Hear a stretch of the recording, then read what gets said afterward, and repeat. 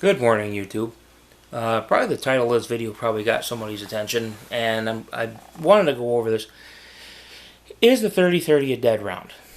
Now, many people think so. Many people will say the 30-30 is a dead round. It's not good for anything, and that it's done and it's past its prime. And I'm going to tell you right now, the 30-30 is not at all a dead round, but I'm going to go into it and I'll explain why. Most people now will point to stuff like this, and even this is 308, and even they'll tell you now, some of these learned experts will tell you the 308's not even, oh, well, yeah, it's good, but you shouldn't do this with it, and you shouldn't hunt that with it. At one time, the 308, just like the 30-30, was used on everything. I know guys that used to hunt elk with 308, kill them just fine. Moose, 308, kill them just fine. Same with 30-30, but now they're telling you, no, don't use 308 for that. There's bigger and better and badder. Anyway, the 30-30 history behind it came out in 1895, not 1894. It came out the second year of the Model 94 Winchester. The 1894 Winchester was introduced because the original two calibers were 3240 and 3855. And the 3855, when it was introduced, also came out with its little brother here. That's the 2535, which is a 30-30 neck down to 25 caliber. The brass is exactly the same. And in its own right, it is not a bad deer round. It will do the job, but it is not as good as the 30-30. And you didn't. The secret to the 30-30 in its day was the fact you could get it in a small gun, like the Winchester 1894 saddle ring carbine. Even the rifles were not bad. 24, 26-inch barrel rifles. The Marlins. The early 1936s. The 93s, they were not a bad gun. The Winchesters, not a very light. You're talking a 6-pound gun, not a very long gun, very compact. Could take it anywhere, and they were reliable. To the point where you see them worn out, the finish is gone.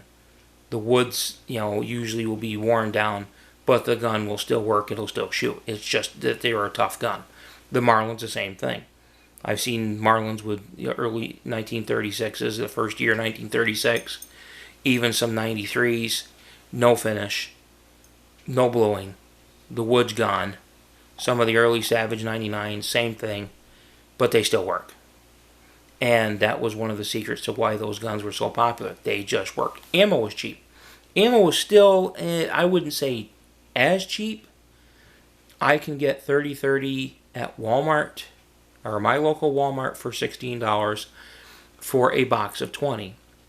To give you an idea, I bought my first Winchester Model 94 30-30 in 1994 when I was 18, and I was getting ammo for $10 a box. It was $9.99 or a little more than $10. So the price of 30-30 has not really gone super sky high like the rest, so it is still an affordable round.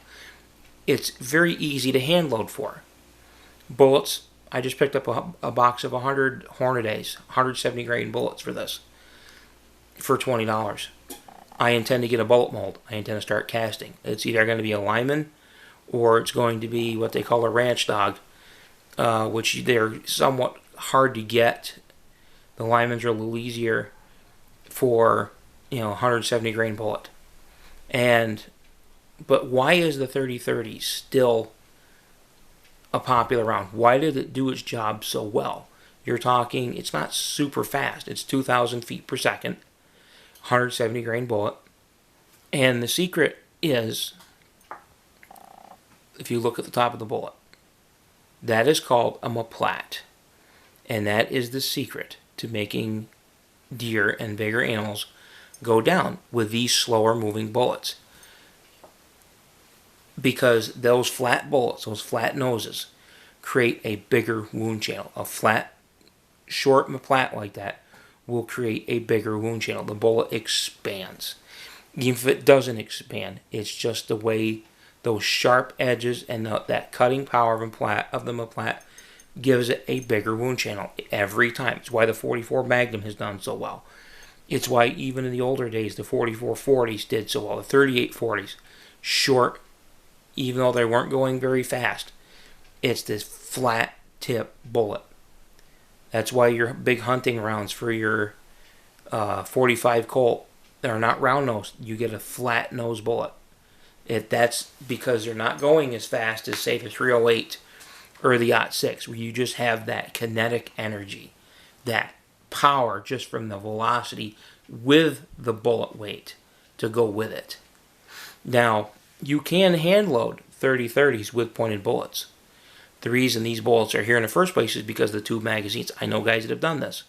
They'll take a pointed bullet like a NOS or ballistic tip. I recommend a ballistic tip, because this bullet, no matter how fast you get the 30-30 going, it's not going to match this speed, and you're not going to get that kinetic energy. But if you use a pointed bullet in a 30-30, guys used to use them as single. They load one round in the chamber with a pointed bullet, and they would put the rest of the magazine full of these. Now, if you get something like an H&R single shot in 30-30, not a problem. Stevens bolt action, not a problem. My first 30-30 that I killed anything with was a Model 54 Winchester bolt action. Now, guys saying, how rare that is. Yeah, I do. It was probably one of those. They made less than 500 of them from what Winchester told me. But beautiful gun as it was, and as rare as it was, I couldn't bring myself to bring it out in the woods anymore. I killed one deer with it, and it went down where it stood. It was a doe. She went down right where I hit her. She was taken out in the right shoulder. And when that deer hit the ground, it was staggering to see the damage. The damage when we gutted her out was incredible. Her right shoulder blade was non-existent. The bullet had gone in 3 different directions. It was just a Winchester 170 grain bullet like this. I wasn't hand loading then. It was a standard bullet. And it had absolutely crushed the inside of that deer on the right side.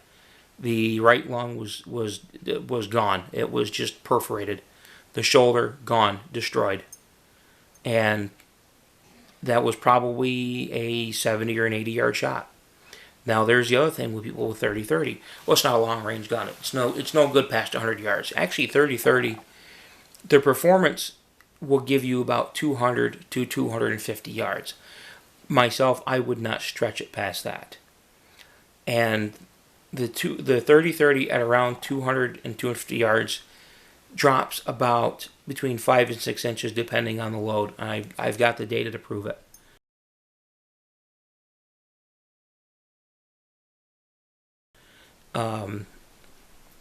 It will drop a lot more after that. You're talking in upwards of a foot or more every 50 yards or so, and that's as much as you want to. You don't want to push it past 200. 250 is the absolute maximum, and it'll do the job. I know guys that have killed deer at longer ranges with a 30-30. Is it advisable? Not really, but it will work.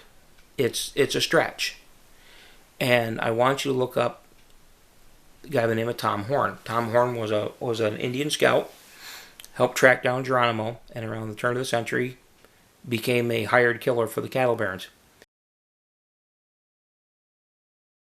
And he used a Winchester Model 1894 rifle, half magazine, open sight, no Lyman tank sight, no tank sight in the gun, no receiver sight, no scope.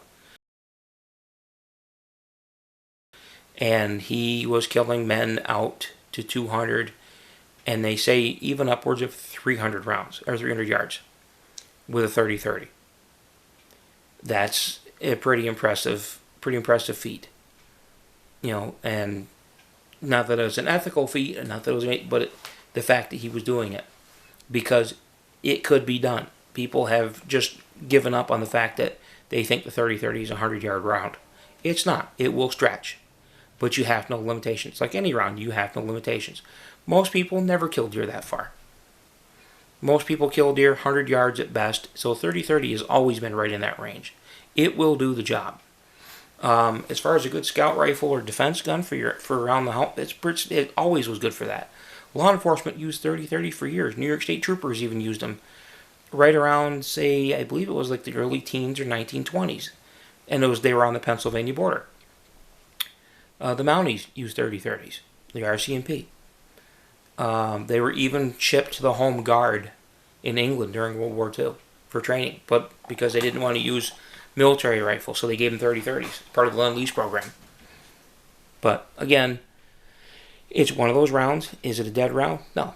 But I would tell you take the 30-30 with what it is, use it, look up the results, and make sure you have the round. You make sure you know what the round's limitations are.